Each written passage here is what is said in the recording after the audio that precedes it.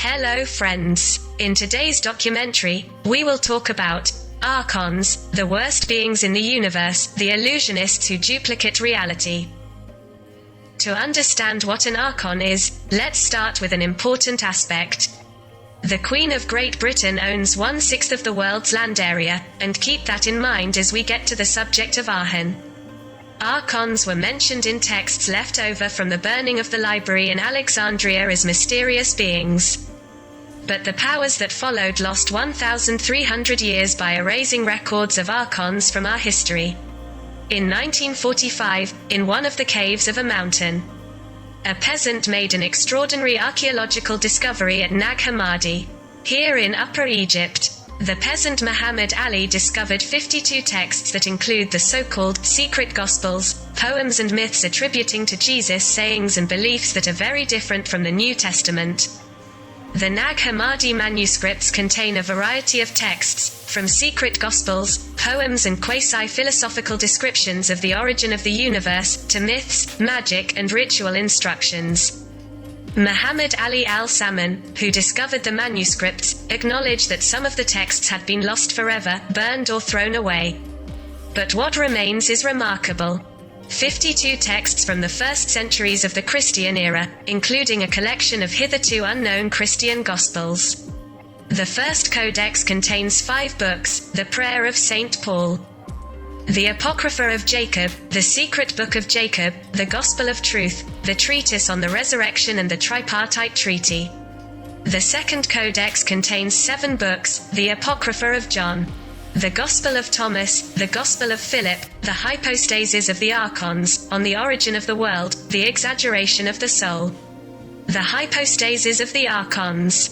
The Hypostases of the Archons, or the reality of the leaders, express the Gnostic mythology of creation, the cosmos and humanity. The text dates as being written in the 3rd century, E.N. and it is supposed to originate from the transitional period in Gnosticism, the transition from a mythological stage to a philosophical one. The beginning and conclusion of the document is Christian Gnostic, but the rest of the material is a mythological narrative. The work begins with a cosmogonic fragment. Although the name suggests contact with Jewish legends, the myth seems to be anti-Jewish. Apart from the first paragraph, the paper does not contain non-Gnostic features.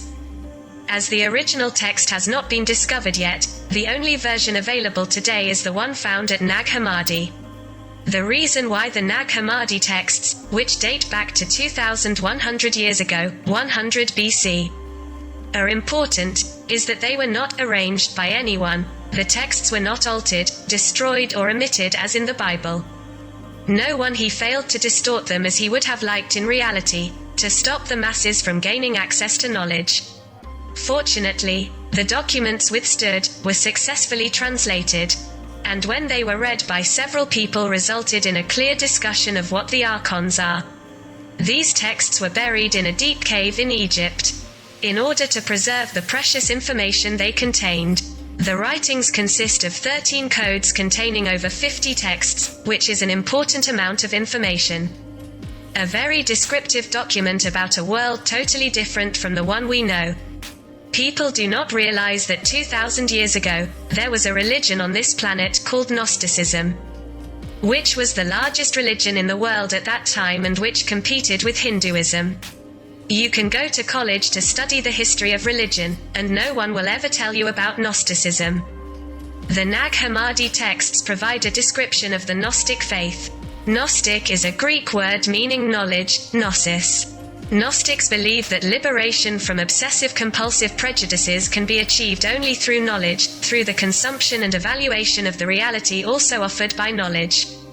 The library in Alexandria was run by the Gnostics, and they were the first people to collect writings and books and gather this information. Their culture spread throughout Europe and the Middle East. This was long before the emergence of Western religions derived from Judaism, which was concentrated in Israel. The Gnostics preached that it was an invasion 3,600 years before Christ. And the Nag Hammadi texts, buried 1,600 years ago, wrote that this invasion was like a virus and that, in fact, they were forced to describe it. The invading beings were called Archons. These Archons had the ability to duplicate reality, using one of its faces to mislead us. They were envious and strongly obsessed with us because we have an essence of a certain type, a spirit, as the third body of the human being that they do not have, and the Nag Hammadi texts describe the Archons, who present themselves in different guises. Some look like reptiles, others like an unformed baby or fetus. They are partly alive and partly non-living in the sense of the living being of human beings and have gray skin and dark, motionless eyes. Archons duplicate reality through the use of consciousness, thus distorting the structural and perceptible support through its abilities of reception, perception, skill and understanding of consciousness, so that when we enter it, we come to believe that the duplicate, the false, is reality, and then they are at an advantage. According to the texts, they can enter man's consciousness and manipulate man to suddenly do strange things and totally different from the human style of action in his ordinary states. They are also responsible for the deterioration of the culture, contrary to the culture of the ancient Greeks or Chinese, creating a cheap and primitive facade of the culture. As the archaic presence spread throughout the world, and intensified in the 20th century, you can see that they are responsible for the misery and ugliness that is everywhere. Television, as a product of increasingly advanced technology at the expense of the evolution of the spirit, is an example of harmonic imitation. People are imitated on television. But imitation is altered and almost obscene, profane and imbecile, because Archons not only do not understand the sacred but even hate it, because it exceeds their ability to perceive. Understand and understand. They are jealous of the natural world and of human beings in the natural world. Moreover, they have extended their determinations of violence to the entire animal kingdom of planet Earth. Notice that there is no being, from the smallest living beings who do not kill themselves and devour each other. Also, sexual intercourse is a complex function of empathy, fusion and love between the energy of yin and yang, respectively between man and woman, reducing these deep feelings only to the stage of strictly animal genitalistic impulses, because solid, cohesive and totally fused couples, creating a great irascibility. They like violence and are sexually stimulated by conflict, rape, war and death. They create war to consume the energy released by death. Archons seem to be making their big move now, in our times. You can learn about the Nag Hammadi library on the internet as a living record of the great Gnostic movement. About how the Archons came. They are supposed to be hiding on the surface of planets in the solar system, such as Saturn. The Gnostics believed that Jehovah was an alien from outside the planet, a demon who was like a false god. Again, an illusionist who duplicated reality. They believed in God, in what they called the true God, and that is how they always defined him. Interestingly, Jesus defined his faith as being from the true God from whom he derived. Many of the stories with Jesus are in fact Gnostic myths about a possible rebellion against the Archons who took very drastic revenge against the rebels. The Archons were somehow trapped in a prison called Terror, in a three-dimensional world, and this is probably what the Book of Enoch talks about, where it is said that they are locked in a kind of box but that they will return at the end of time. Enoch does not say where they will return, and hence the confusion that their prison is elsewhere and that they will return to Earth, which is completely wrong. Jesus was very interested in communicating the idea that something would happen at the end of time. This end of time refers to a time when time will be zero. We can learn more about Archons by reading about the Anunnaki who came here and genetically altered us using DNA so that they could enslave us. This is to understand what archaic force means. They were somehow weakened but began to rise again, but they needed time and a precise plan because people were generally Gnostic, resistant to the religion imposed, based on the fear of a god of war and hate, called Jehovah. But later, Jehovah's forces defeated the last of them. And now they control the system and are ready for a rough orgy of despair and horror imposed on mankind, which they like. They are very organized and too efficient and too transgenerational to be human. We can tell which ideas are reliable depending on how much they are repressed. When they suppress an idea, a language, or individuals, or their way of life, you know that you have accessed the truth or that the individual is outlining the truth. The Gnostics, a group of people who looked like they were being invaded by these duplicators, were completely wiped out of history. They called them pagans in every way. But they did not speak of themselves in this way, but of the Gnostics, which means knowledge. They knew there were millions of stars in the center of the galaxy. They knew how far away the Earth's sun was. They were incredibly advanced but were sunk by this religion of a warrior god that has spread throughout the world and will now end in a great conflagration, in which all religions based on Jehovah will kill each other, which has always been the case. Planned. We were all stupid. The idea of a Messiah coming to save us is an archaic trick to make us believe that we must do nothing, maybe a supernatural force will come. When you look back at history, how this oppression was generated, you see that the early Christians from Jesus to Constantine, 310 AD, preached that they do not worship Jehovah but a true God. The first Christians were in fact Gnostics who followed Jesus and later called themselves Christians. The entire New Testament was rewritten by the pagan who became a Christian a few days before he died, Emperor Constantine, and all information about the Archons were erased. And the idea of Jehovah as a cruel god was blurred. The Nag Hammadi texts are 400 years older than the New Testament. The New Testament we have now was conceived in 350 AD. What today's religions do is beat us up and at the same time tell us that they love us and that's why they do it. It is a hoax, a reversal of reality, which Archons have always done. They are trying to convince us that war is peace and love is hate. Everything is the other way around. There is no way out of this situation except to discuss, but people are afraid. Even cultured people, who know the reality about Archons, are afraid to talk about it in public, because they attract archaic energy just by talking.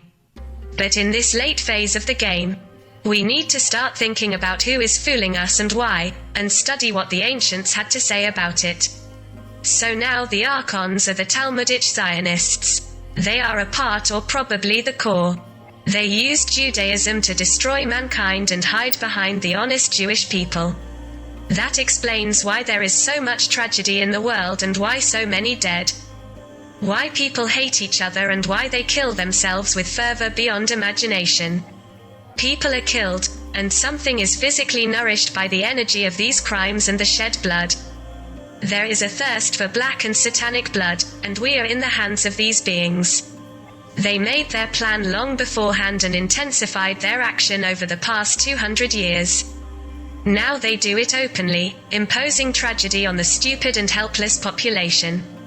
The Gnostics believed that there are advanced beings who take care of us, and there are predictions that one day people will no longer fall into the traps of the Archons and will wake up and open opportunities for this to happen. One thing is for sure, Archons hate more than anything, after love, courage. I can't resist courage or a determined fight because my own premises are based on falsehood. Everything is false, and we can demolish history by seeing through lies. Looking out of the box, you can see the illusions of the Archons. Everything they do is false, it is a parasite of others. Those who follow the mad god Jehovah, believing that there is a reward, serve the Archons. Following courage, you can face them. They will try to bring you down, to pull you to the ground. But what frightens them is someone who confronts them because they are cowardly and afraid. They do not believe in life after death, and for them it does not even exist, but only for people who are of divine origin.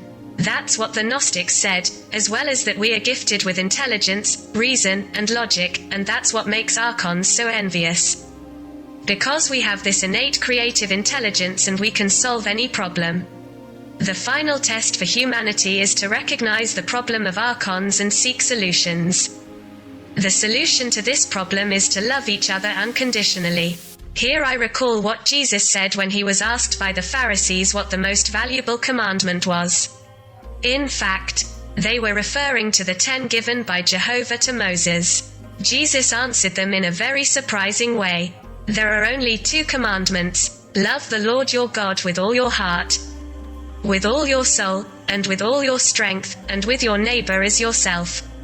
It should be noted, with great care, that Jesus did not specify a particular God but referred to the God of each one, as each one sees and conceives him. And then, referring to the second commandment, a question may be asked. What is it like to love my neighbor as myself? What did he mean? From Gnostic thinking, it follows that by loving myself, I cannot lie in any form. Therefore, never lie to your neighbor. To the one next to you, any degree of closeness or kinship is between you. That drives the Archons crazy. They can't stand family or man-to-woman love, and that's why they do everything they can to destroy this fusion, because empathy, fusion, and love are the 3 steps to happiness. If you look at the modern lifestyle, you see that it removes any trace of purity, even from children, so that children aged 6 to 7 see on TV things that no human being should see. The same is true for horror movies. It is an archetypal race to desensitize people to creating new levels of violence when they need it. That's what they do. They suck the energy out of us because they don't have their own resources. The saddest thing is that they fully understand how the masses work. They understand the desire of young people to define themselves so that they can be accepted in groups, and they know that no one wants to be expelled from a community. So we have stories, such as about middle-aged British students, who are brilliant, but who volunteer to make friends. Intelligence is seen as arrogant and condemned by those who do not have it. They are against knowledge, gnosis. The defining myth of Christian mythology is about Jehovah, telling Adam and Eve not to eat from the tree of knowledge, because they will die. However, they eat. But they do not die, so he did not even tell him the truth. This essential myth, which is told to us from an early age, claims that we must remain foolish, otherwise we will be punished. This myth is why we are caught in this nightmare, in this world of abusive relationships, in which they beat us, telling us how much they love us, saying, "Do not be afraid. A savior will come to save you. You don't have to do anything, just stay calm because he will come in an alien ship or in the clouds or in the form of Obama." Speaking of which, Archons. As soon as you get rid of one of them, fool you and produce another face. We are heading for a conflagration in which we will have to ensure our own security and food, which the Archons have made very difficult to achieve. The supreme god of the Archons is ego. Let us see, then, who and what they are, what they represent, and how we can escape their influence. An influence which is extremely subtle, when they carry out insinuating actions in all the structures of the animal kingdom. What is the origin of the Archons? According to John Lash, Archons are the largest and worst wolves in the universe.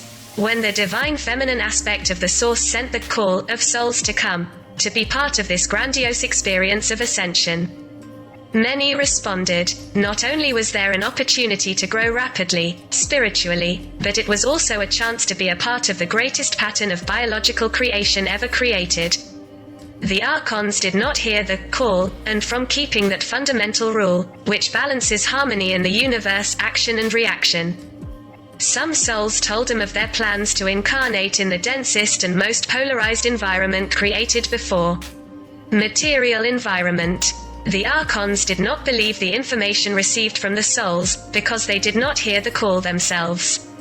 They have already exposed their tendencies to greed, domination, and control, which they have pushed far beyond the vibration of the source. The archonic entities became jealous of the decisions of the souls and promised to embark on this path of the mind, which controls the Archon system and which is a cunning and ingenious determination.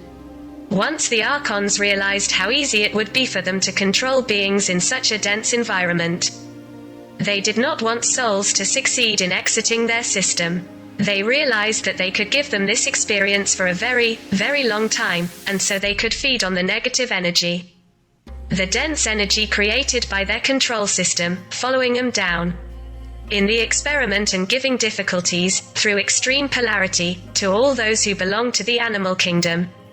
When humanity should reach the moment of closing the circle, needing to be pushed to awakening, to step into a higher plane of bioevolution, psycho-spiritual, being that, as I said above, That inexorable law of the universe, action and reaction, cannot be circumvented. The Archons have assumed 800 billion units allocated to nearly 8 billion people on the planet. These units cannot be physically embodied, so they use other beings and beings in the galaxy by controlling the mental field. In order to have a dynamic structure with which to control the population of the animal kingdom, and especially the human. This being the generator of the most complex and strong field of negative energy, which is the food of the Archons. Archons have no human consciousness or emotions. They are parts of a colossal mental being who is a brilliant programmer. This being had the full capacity and ability to go back and forth through temporal realities, to see what choices mankind has to make and to always be one step ahead in order to keep people under control. Now that we are on the brink of collapse and close to a change in human consciousness, we are somewhat concerned about what has happened, is happening, and will continue to be generated.